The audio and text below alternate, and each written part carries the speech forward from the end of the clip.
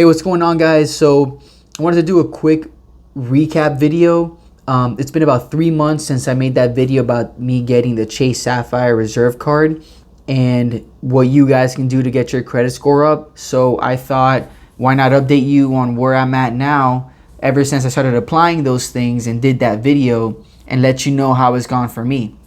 So when I made that first video, I actually had made a mistake. I had, I believe, like a 720 or something on my Credit Karma account. Whatever it is in the video, I think it was a 720 or something. The Credit Karma credit score actually isn't as accurate as your banking credit score is. So going forward, if I were you guys, I would go based off the credit score on your bank account, which they usually give you for free as well, and only use Credit Karma for more specifics as to each factor of or category of your credit that needs work or is doing well or you want to get up. It turns out that my actual score was at a 686 when I had applied for this Chase Sapphire Reserve, but I'm happy to say that now it's jumped up 65 points. So I'm actually at 740 right now, and all I've been doing is implementing the same things I told you guys in that first video. So we are 3 months in. I'm gonna go ahead and apply for some credit increases right now and see if we can get more and boost ourselves up. And I'm actually gonna apply for another credit card as well. So let's see. My first card, I have a Discover card that I've had for a long time. Again, I did this increase 3 months ago, so let's see if I can get it back up. Here it is. So credit line increase, total gross. Okay, so I wasn't able to get it for Discover. Let me actually go back in here again. Now let's try Chase. Here we go. So requested an increase.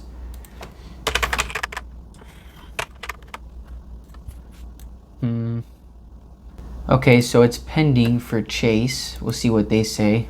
Now let's try my other card, a Capital One. Now that I think about it, it seems like, you know, they ask you for your income and what your rent is. And I feel like unless you're making more money, if you just keep inputting that same thing, they're not gonna increase that amount. But we'll see. It's so that's what happened with Discover. I plugged in the same numbers as I was making beforehand. Technically I am making more money, but if they ask me to prove it, I haven't done my taxes yet. I don't know how that stuff works, to be honest. I gotta look into it more. So they also received a request. They're gonna have to process it and then find out how they want to go about it. So then let me see now with Chase. Look at that. So I did get my increase on City, $1,000 more.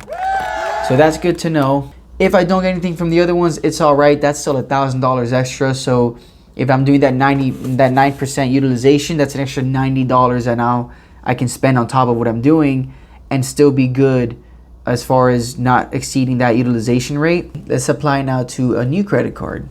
I think I'm gonna go for that Costco Anywhere Visa. Let's see. No annual fee, so that's cool.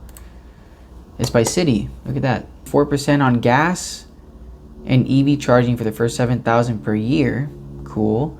3% on restaurants, 2% on all purchases from Costco and Costco.com, and 1% on all other purchases. So card benefits, card convenience. Your card doubles as your Costco membership ID. Exclusive rewards, get more from every purchase with the card just for members. Global acceptance, you can use it anywhere. Authorized users, I can add an additional user. So yeah, I'm actually not a member with Costco, but I would want to do that as well.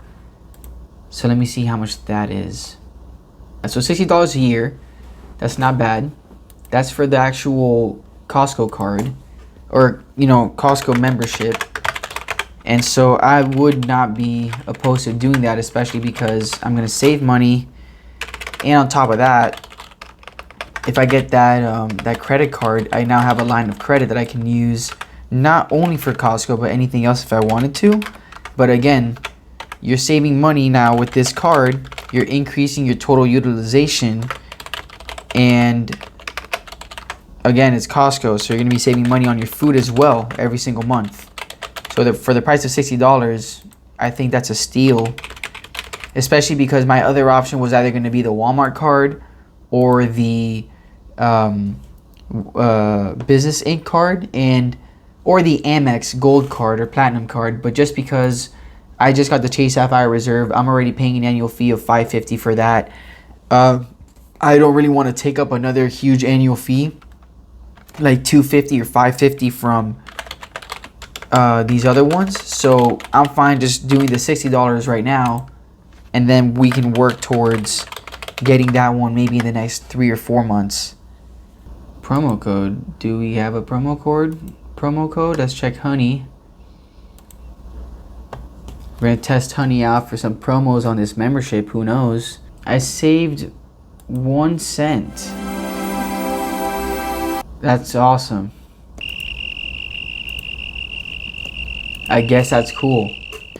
I'm actually gonna put my total income a little lower because I'd rather revisit this later and then increase that on top of the fact that if I'm making more money. But I think that if you're ever gonna put what you make, you should never try to go over what you actually make. But I don't think there's anything wrong with putting less. That way you have some room to play with as you go. 20% APR. Not too shabby. I plan on paying these things off full throughout the month or keeping them under that 9%. So let's see. Agree and submit. Congratulations. We got it. And we got a nice solid credit limit of $4,000. So between the Capital One and this new card, we're at a total of $5,000 increase. That's pretty freaking awesome. Pretty solid difference. We got it, guys. Sweet stuff, man. That's what I'm talking about. We got to make progress out here. What we'll do at this point now is I'm thinking another 3 months from now, I'll probably do another follow-up video. Same thing. I should be making more money by then as well.